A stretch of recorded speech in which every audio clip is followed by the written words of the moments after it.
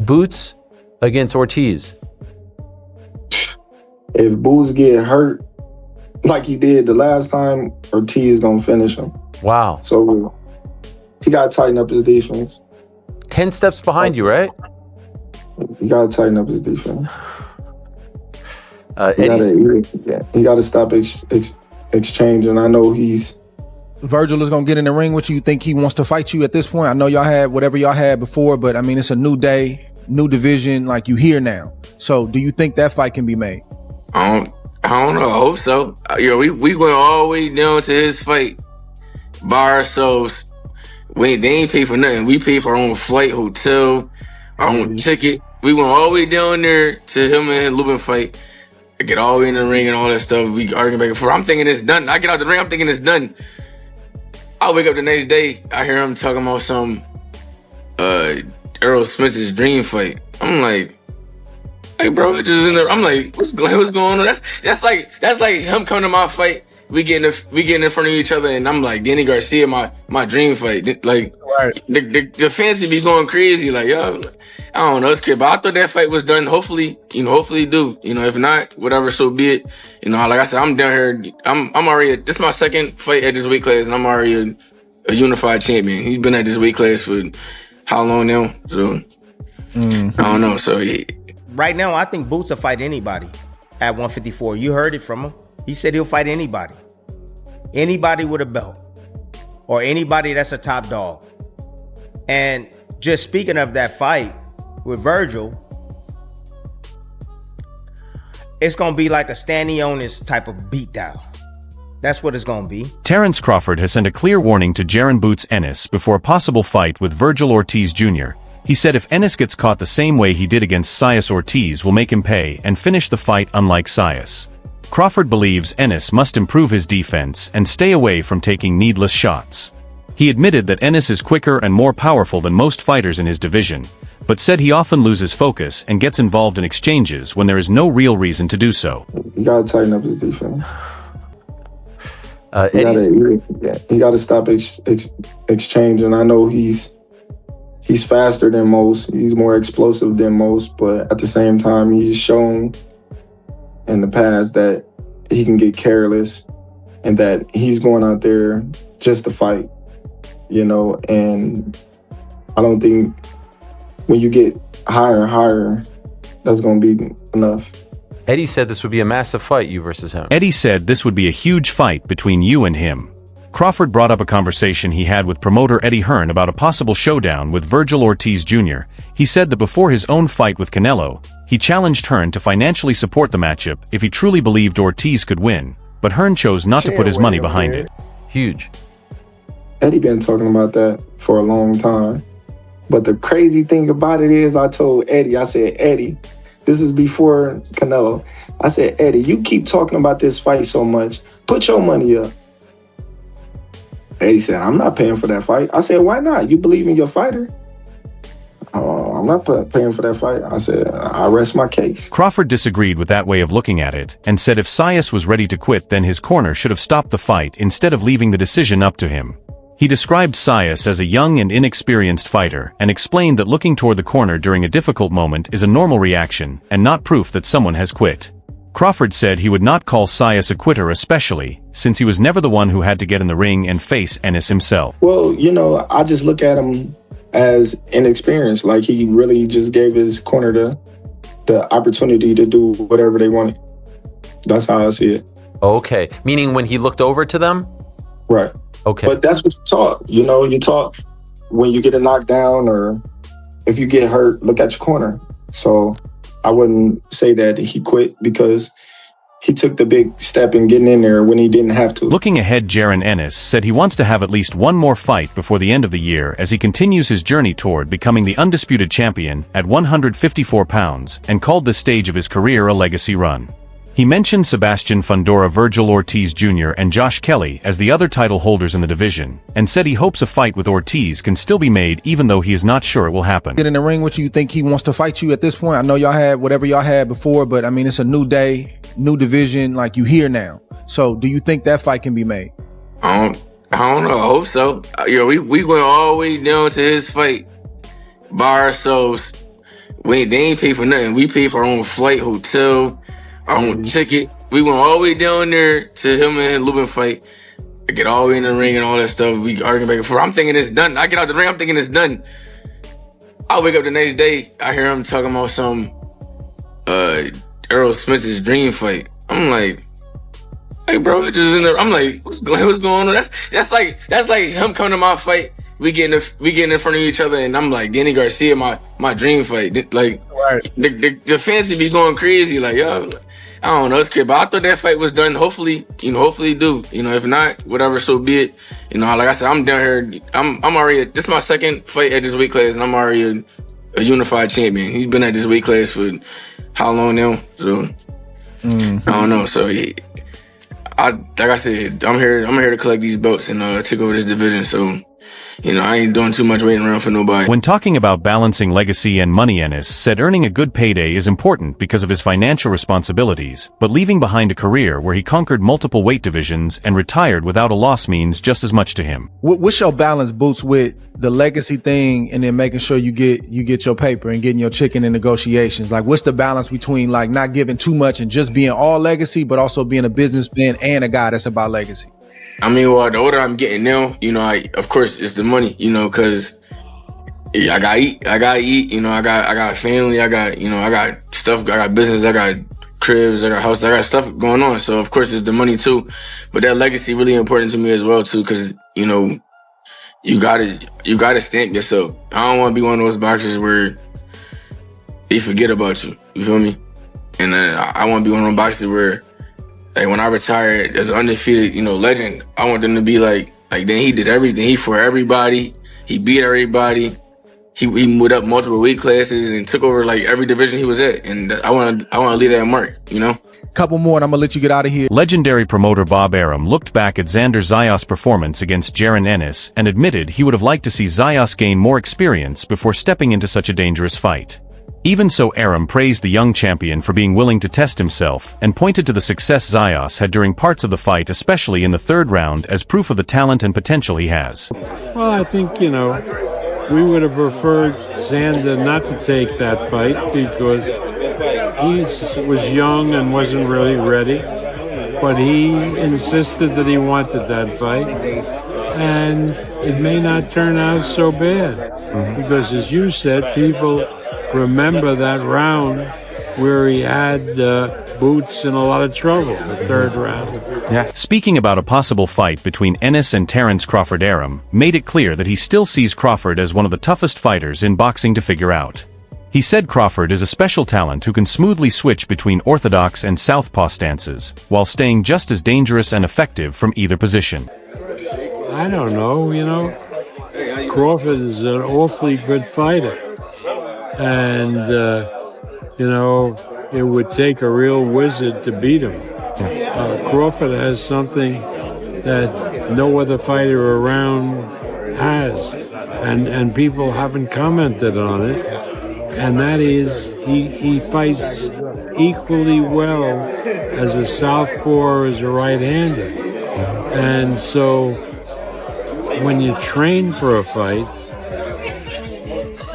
usually the fighter he's fighting trains for him as an orthodox fighter, right-handed fighter. And so from the first round on, he'll turn southpaw. And the guy isn't ready for him. That's what beat Spence. Spence trained for the fight like he was fighting an orthodox fighter in Terence, and Terence fought him as a southpaw. Trainer Brian McIntyre was asked if Jaron Boots Ennis is beginning his own era in boxing similar to the way Terence Crawford separated his generation from Floyd Mayweather's.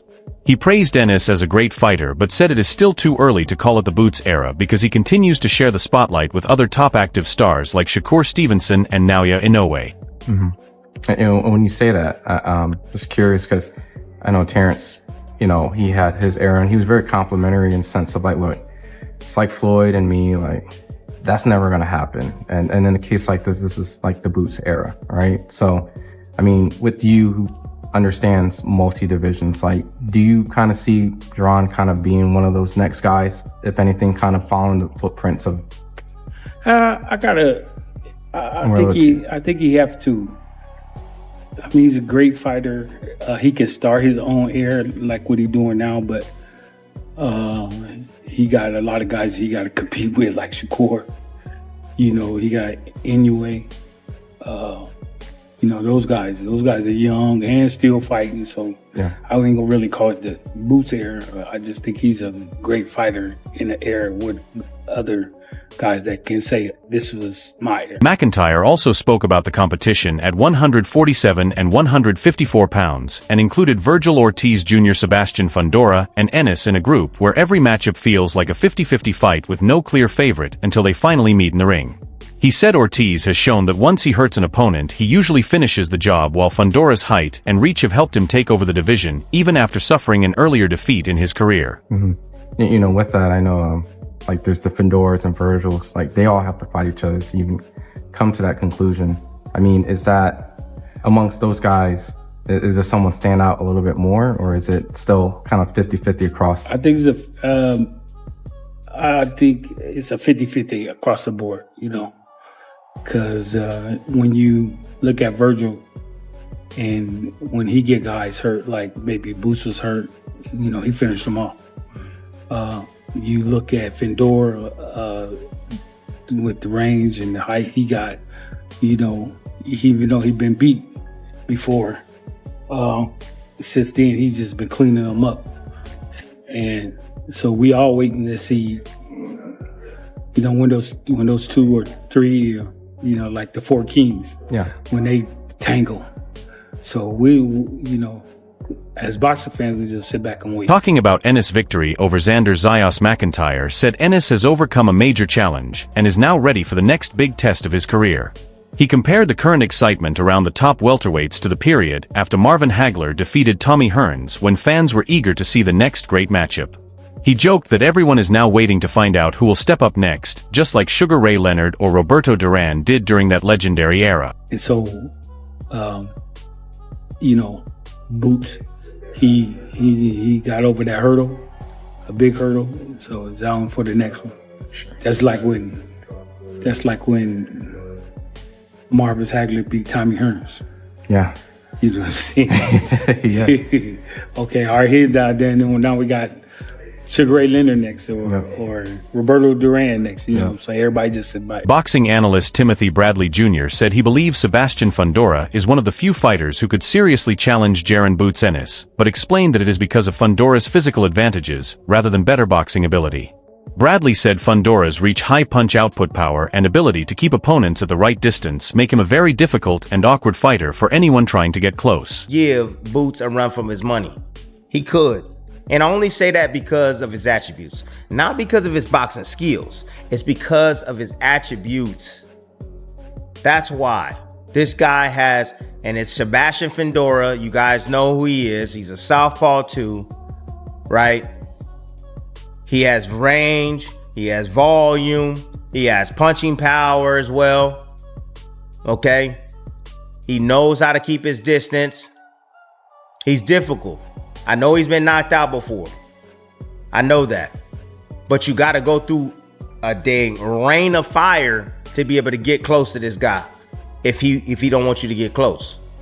Now, everybody's saying, well, Thurman was supposed to get whooped. I told y'all Thurman was going to get whooped too. Y'all heard it here too. Y'all said he going to get whooped. Okay? But I was studying the film the other day, and Boots has the style that I believe that can give him fits because of his elusiveness. Bradley said Fundora still has a full year to satisfy his WBC mandatory requirement, but believes he is choosing not to take a fight with Ennis. He suggested that Fundora's team does not want that matchup right now, while Vergil Ortiz Jr. is still dealing with legal issues. Bradley added that the fight he wants to see happen first is Ennis against Ortiz. That's why you see Fundora wanting to fight, because he don't have to fight his mandatory. I'm letting y'all know that right now. He got a year to fight his mandatory. An entire year with the WBC. Right? And all he has to do is ask the WBC hey, I want to pursue this bigger venture with Boots Ennis. But as you see, the manager, all right, they don't want it to do anything. They don't want anything to do with Boots. Nothing to do with Boots. And so people saying, well, Boots ain't fighting nobody. Boots ain't fight. So now he wants to fight somebody, right? And nobody wants to fight him. And nobody wants to fight him. So we've heard that Josh Kelly might want to do it because Hearns got Josh Kelly. Okay, that's might want to do it. Vergil is tied up in litigation. Hopefully he can get his stuff together because that's the fight that I want to see first. I want to see Vergil and Boots first. But if you can't get that, then why is Fundora, hiding and ducking and, the towering inferno? And I got nothing but love and respect for him because that man is from around my way. He's from around my way. He's from the Valley. I got nothing but respect for Fundora. Okay? But I think what it is that they see the danger in fighting him right now. He's hot right now. Let him cool down a little bit. Bradley compared this situation to the way Fundora previously called out Terence Crawford in public. He said that since Fundora claimed he wanted to face the best fighter available, he should now be going after Ennis as well. Bradley explained that he sees Ennis as the most naturally gifted fighter in the division based on what he shows in the ring, even if his record is not yet as strong as others. But if he was really about that action, if he was really, Fundora was really about that action, he would tell his managers, nah, I want him. You remember when Fundora was saying that he wanted Crawford? I want to fight Terence Crawford. I kept hearing that from Fundora. He wanted to challenge himself against the best. Well, right now, who's considered, I would say, the best in the division or the most talented? We're not going by resume. We're going by just eye test talent. It's Boots. Bradley said many fighters forget about the fans who keep the sport alive by buying tickets and paying for pay-per-view events. Looking back at his own career, he said he always fought with an exciting style to entertain the crowd, even if it meant taking more punishment. He added that in a well-run sport, big fights like Fundora against Ennis should be made without unnecessary delays. Fighters always forget that the fans, you guys at home, you guys watching, you the ones that's paying for this. Y'all the ones that buy the tickets. Y'all the ones. I was a fighter. I understand that. That's the reason why I fought the way I fought. Tim, you got hit a lot. I was short. I had a big head. Yeah, I slipped punches as well. I did get hit quite a bit because I'm being aggressive, because I'm trying to please the fans at home. Okay? So, Fundora, Josh Kelly, all these fights, they should be made. If boxing was a sport, it was a real sport and ran the right way, those fights will be happening. We wouldn't have to wait 10 years, 15 years, 5 years. Talking about Fundora's next scheduled fight, Bradley predicted an easy victory for him over his upcoming opponent. He described the challenger as a short, strong pressure fighter with decent power but limited boxing skills and reach. Bradley believes Fundora's clear size advantage will be too much and expects him to win by stoppage. Fundora's gonna fight this guy, what's his name? Ermel Hadriba. He's I think he's an Albanian, if I'm not right. If I'm not mistaken, I think he's Albanian. He is. Got some pop on his shots. I was watching him last night. He ain't gonna have anything for Fundora. Nothing at all. Makes a lot of mistakes. Fundora's gonna capitalize on him. He's not that tall.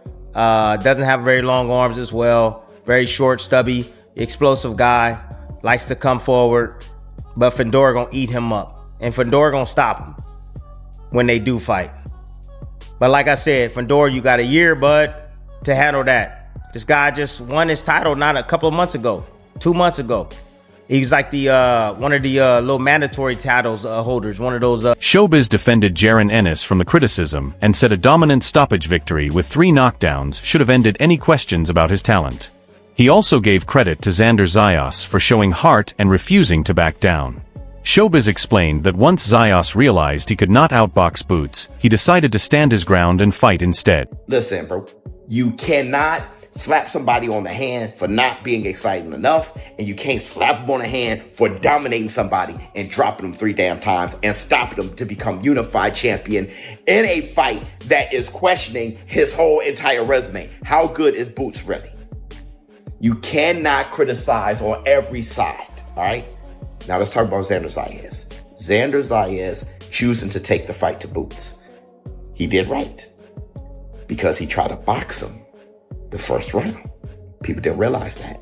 Boots Ennis was snapping his head with a jab, and Xander Zayas said, you know what? You're not going to slow groove me. We're going to have a fight right now, because he couldn't outbox. Showbiz said the only fighter he questioned Ennis against was Terence Crawford, not Sebastian Fundora or Vergil Ortiz. He believes Crawford would be able to spot weaknesses in Boots' game, but said the only way to find out who is better is for them to face each other in the ring. Ola Ladipo said he hopes the fight can happen at 160 pounds because he believes it is the fairest weight for both champions and the matchup boxing fans want to see the most. As for Boots, we know what the super fight is. We know what the super fight is. Super fight isn't Sebastian Fundora. The super fight isn't Vergil Ortiz. Super fight isn't Josh Kelly. There's no one at 160. The super fight is Terence Bud Crawford. That's the super fight. And you know the thing is about Terence, yeah? A, we know Terence is a killer. Terence would have watched yesterday's fight thinking, I see holes. I see holes and I will capitalize. I'm bigger than you. I'm harder than you. I've got more experience than you. I'm better than you. Well, let's see it. All these things can be said. There's only one way to decide that. Get in the ring. Get in that 22 by 22 foot squared ring with your 10-ounce gloves and let's throw down. And I think Terence is going to. Terence tweeted something along the lines of, almost like, don't tempt me type vibe. And you know what Terence is like? Terence is a street kid. You kind of push that street kid and say it's easy work as Boots is doing. Terence will make you find out if it is easy work, and it ain't easy work. I hope His Excellency Turki Al-Sheikh was watching because he's the one that can make that fight. Both of these guys want to get paid, and he can make that fight, and a fair weight class is 160. Robert Garcia called on boxing to make Jaron Ennis against Vergil Ortiz the next fight. He said there is no better matchup available and pointed out that things are already falling into place for Ortiz, which makes the fight more possible than ever. Garcia believes Ennis' latest performance has made fans even more excited and predicted the showdown could become one of the best fights of the year. He said their aggressive styles match up perfectly and believes the rivalry could lead to several unforgettable fights that fans would always enjoy watching. Let's do it next. Let's do that fight next. I know Vergil's already, everybody already knows, everybody already hears that things are looking good with Golden Boy, working things out. Plan is to get Vergil before the end of the year. Let's make this fight happen. Let's do it, because it's going to be a great fight. Vergil style, Boots, what Boots just did last night, it just tells the boxing world that it'll be one of the best fights of the year whenever it happens. It's a great fight. These guys could fight 2-3 times and the fans won't stop watching. Sean praised Jaron Boots Ennis for his fearless all-action style and his willingness to take risks every time he steps into the ring. He said Ennis gave the kind of performance that reminded fans why boxing is so exciting. Sean also placed Boots alongside David Benavidez, Bam Rodriguez, and Naoya Inoue as one of the most exciting fighters in the sport today.